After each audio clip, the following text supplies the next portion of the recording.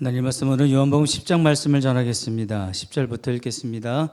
도적이 오는 것은 도적질하고 죽이고 멸망시키려는 것뿐이요 내가 온 것은 양으로 생명을 얻게 하고 더 풍성히 얻게 하려는 것이라. 나는 선한 목자라. 선한 목자는 양들을 위하여 목숨을 버리거니와 싹구는 목자도 아니요 양도 제 양이 아니라. 이리가 오는 것을 보면 양을 버리고 달아나나니 이리가 양을 늑탈하고 또 해치느니라. 달아나는 것은 저가 삭군일 까닭에 양을 돌아보지 아니함이나. 나는 선한 목자라. 내가 내 양을 알고 양도 나를 아는 것이 아버지께서 나를 아시고 내가 아버지를 아는 것 같으니 나는 양을 위하여 목숨을 버리노라. 아멘. 하나님은 중함 계시기 바랍니다. 여러분도 잘 아시겠지만 제 이름은 본명입니다. 중간에 개명되어진 것이 아니고 어렸을 때 부모님이 저를 하나님께 바치는 서원을 하셔서 그 서원에 걸맞는 이름으로 제 이름을 지어주셨습니다. 그래서 저는 남들처럼 장래의 희망에 대해서 딱히 고민을 하지 않았습니다. 목사가 되는 것이 제 목표였고 목적이었고 또 장래의 희망이었습니다. 그렇게 목사가 되면 되는 줄 알았는데 막상 목사가 되고 보니 저의 장래의 희망이 잘못되었다는 것을 알게 되었습니다. 그냥 목사가 될 것이 아니라 좋은 목사가 되는 것을 목표로 삼았어야 됐다는 것을 나중에 알게 된 겁니다. 누워서 침 뱉는 이야기입니다만 좋은 목사님들이 그렇게 많지 않습니다. 또 의외로 나쁜 목사, 이상한 목사가 또 많습니다. 근데 이게 목사만의 문제가 아니라는 것을 여러분도 잘 아실 겁니다. 좋은 장로님이 많지 않습니다. 좋은 안수 집사님, 좋은 권사님도 흔치 않습니다. 교회도 그렇지요. 좋은 교회가 많지 않습니다. 나쁜 교회도 있고 이상한 교회도 의외로 많습니다. 그래서 많은 분들이 교회를 선택하는 일에 어려움을 겪는 것이기도 합니다. 그러고 보면 우리는 늘 이런 선택의 기로 앞에 놓여 있는 것 같습니다. 돌아오는 수요일 선거도 그렇죠. 좋은 사람 뽑고 싶은데 그 중에 나쁜 사람, 이상한 사람이 후보로 나와 있어서 선택이 쉽지가 않은 겁니다. 오늘 말씀 제목으로 삼고 있는 좋은, 나쁜, 이상한 이라는 표현은 사실 20년 전 개봉한 영화 제목과 관련이 있습니다. 놈놈돔입니다. 그 놈놈돔이라는 영화의 부제가 좋은 놈, 나쁜 놈, 이상한 놈이었죠. 주인공 세 사람의 캐릭터가 그랬던 것입니다. 오늘 본문에도 그런 원리가 보입니다. 이것을 순서대로 배열하면 선한 목자, 도적, 싹군입니다. 즉 선한 목자는 좋은 사람입니다. 도적은 나쁜 사람이죠. 그리고 싹군은 이상한 사람입니다. 이 원리가 어떻게 적용되는지 11절부터 시작하겠습니다. 읽어주십시오. 나는 선한 목자라. 선한 목자는 양들을 위하여 목숨을 버리거니와. 아멘. 여기에 나오는 선하다는 말은 착하다는 말보다는 좋다라는 말에 가깝습니다. 그래서 선한 목자 하면 착한 목자라기보다는 좋은 목자라고 생각하시면 되겠습니다. 주님께서 자신을 선한 목자라고 하신 이유가 14절에 나옵니다. 14절도 한번 읽어보시죠. 나는 선한 목자라. 내가 내 양을 알고 양도 나를 아는 것이. 아멘. 주님이 선한 목자, 좋은 목자이신 이유를 내가 내 양을 알기 때문이라고 말씀하시면서 양도 나를 안다고 말씀을 덧붙이셨습니다. 목자와 양이 서로 잘 안다는 말인데 이것은 지식으로 정보로 아는 것이 아니고 체험적으로 경험적으로 안다는 뜻입니다. 매우 친밀한 관계를 의미합니다. 근데 그 수준이 어느 정도냐면 11절에 나오는 대로 양들을 위하여 목숨을 버리는 수준입니다. 목자가 양을 위해 목숨도 내놓는다는 말인데 어쩔 수 없이 내놓는다가 아니라 기꺼이 자발적으로 희생한다는 뜻입니다. 그럼 안 해도 되는 희생을 왜 기꺼이 하는 것이냐? 사랑하기 때문입니다. 그런데 사실 모든 목자들이 양들을 위해 목숨을 버리지는 않지요. 그러니까 선한 목자는 흔치 않은 겁니다. 그에 대한 설명이 15절에 나옵니다. 읽어주십시오. 아버지께서 나를 아시고 내가 아버지를 아는 것 같으니 나는 양을 위하여 목숨을 버리노라. 아멘. 성부 하나님과 예수님과의 관계를 말씀하시는데 여기에서도 쌍방간의 관계를 설명하십니다. 그 표현이 아버지도 나를 알고 나를 아시고 나도 아버지를 안다입니다. 그럼 주님이 왜 이 말씀을 하시는지를 생각해 봐야 되겠죠. 예수님과 양의 관계가 사랑의 관계인 것처럼 하나님과 예수님의 관계 또한 사랑의 관계라는 것을 말씀하시는 겁니다. 그럼 하나님과 예수님의 관계는 어떤 관계인지 그동안 어떻게 소개되고 있었는지 기억하실 겁니다. 아버지와 아들의 관계입니다. 맞지요? 그럼 모든 아버지들이 그렇겠습니다만 아들이 잘 되길 바라고 아들이 위험에 처하면 그 아들을 대신해서 죽을 수도 있는 것이 아버지입니다. 근데 그 사랑하는 아들이 양들을 위하여 목숨을 버린다는데 아버지가 부추기는 것 같습니다. 오히려 떠미는 것 같지요. 오히려 아들을 내어주는 것 같습니다. 그럼 아버지가 아들을 사랑하지 않아서 그렇게 하는 것입니까? 아니요. 여전히 변함없이 사랑하십니다. 그럼 왜 아들을 내어주는 것일까요? 아버지도 양들을 사랑하기 때문입니다. 여기서의 강조점은 아버지와 아들의 사랑이 양들에게까지 흘러 들어갔다는 뜻입니다. 사랑이 확장된 겁니다. 아버지와 아들 사이에 있던 사랑 속으로 양들이 초대되어진 형상입니다. 문제는 주님이 왜 양들을 위하여 목숨을 버리셔야 하느냐는 겁니다. 그 내용이 10절에 나옵니다. 자, 읽어보겠습니다. 도적이 오는 것은 도적질하고 죽이고 멸망시키려는 것뿐이요 내가 온 것은 양으로 생명을 얻게 하고 더 풍성히 얻게 하려는 것이라. 아멘. 주님이 목숨을 내놓겠다라고 하는 이유가 다름이 아니라 도적 때문입니다. 도적이 온다고 합니다. 도적은 나쁜 놈이죠. 이들은 목자가 아닙니다. 바로 이겁니다. 양들을 찾아온다고 해서 다 목자가 아니라는 말입니다. 이들은 처음부터 도적이었고 도적질 하는 것이 목적이었습니다. 근데 알고 보니 이 도적이 단순한 잡범 수준이 아니더라는 겁니다. 이들의 특징을 세 가지로 표현하죠. 도적질하고 죽이고 멸망시키려 한답니다. 여기서 죽이는 것과 멸망시키는 것을 따로 표현한 이유가 양 한두 마리 죽이는 것으로 그치지 않고 양떼 전체를 망가뜨리고 파괴시키는 것이 목적이기 때문입니다. 이들을 멸망시키기 위해서 도적질하고 죽이는 일을 한다는 겁니다.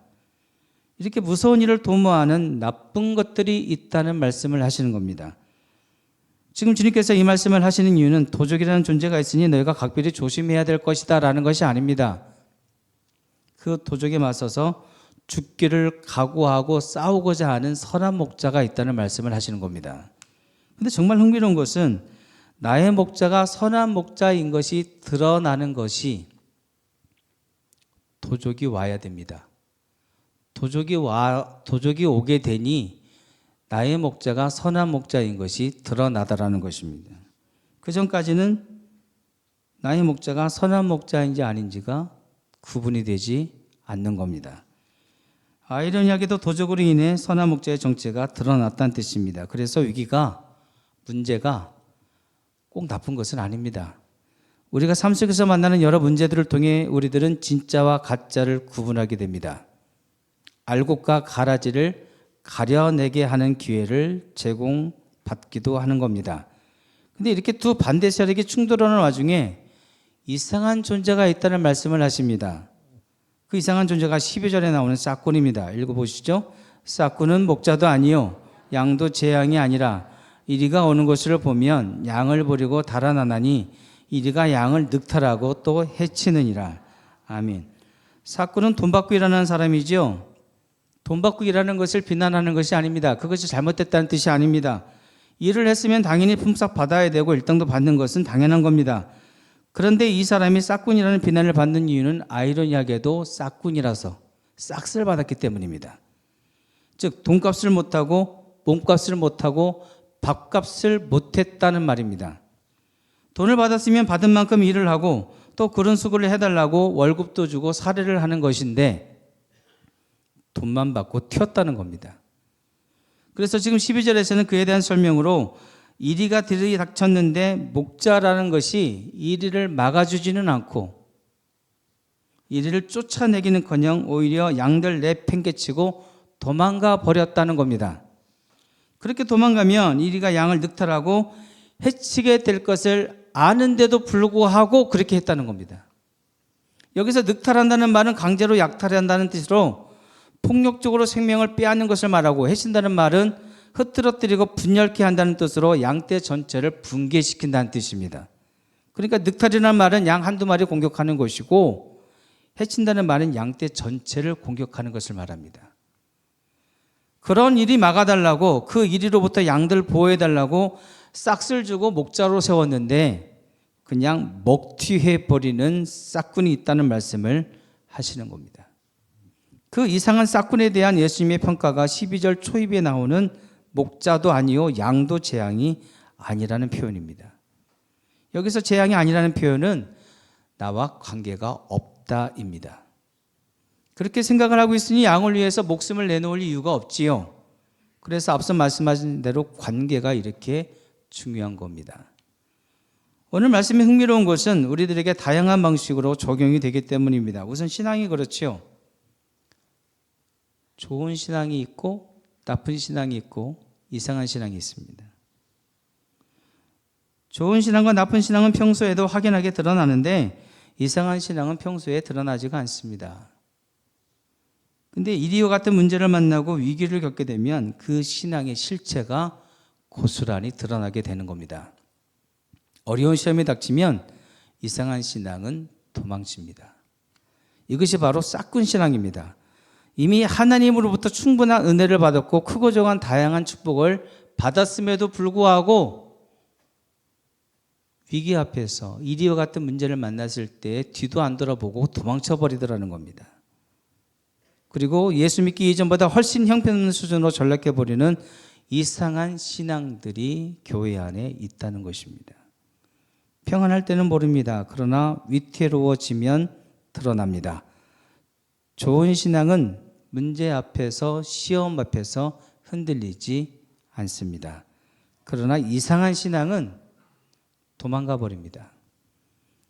여러분 어떠십니까? 어떤 신앙이십니까? 여러분은 어떤 성도이십니까? 좋은 성도는 교회를 위해 목숨을 걸고 자리를 지키고자 할 것입니다. 나쁜 성도는 교회를 망가뜨리려고 온갖 계략을 세우겠지요. 근데 이상한 성도들은 함께 금식하고 기도하면서 위기를 극복해야 될 때 혼자만 쏙 빠져나가 버립니다.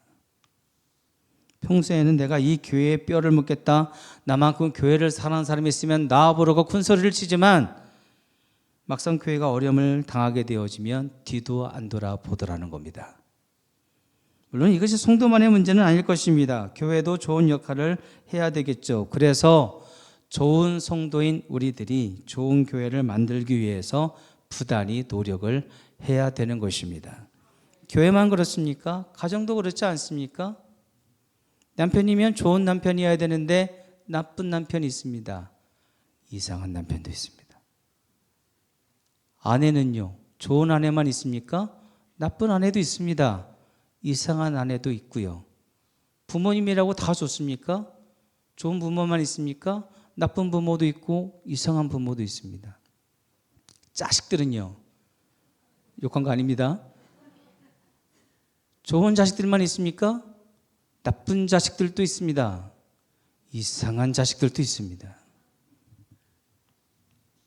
가정에 힘든 일이 있으면 모두가 힘 모아서 그 어려움을 헤쳐나가기 위해서 힘을 합쳐야 되지 않겠습니까? 힘을 합쳐도 모자랄 판에 서로 싸우고 다투고 갈등하면서 네 탓 내 탓하면서 갈라지고 분열하게 되어지면 어떻게 좋은 가정 만들겠느냐는 겁니다.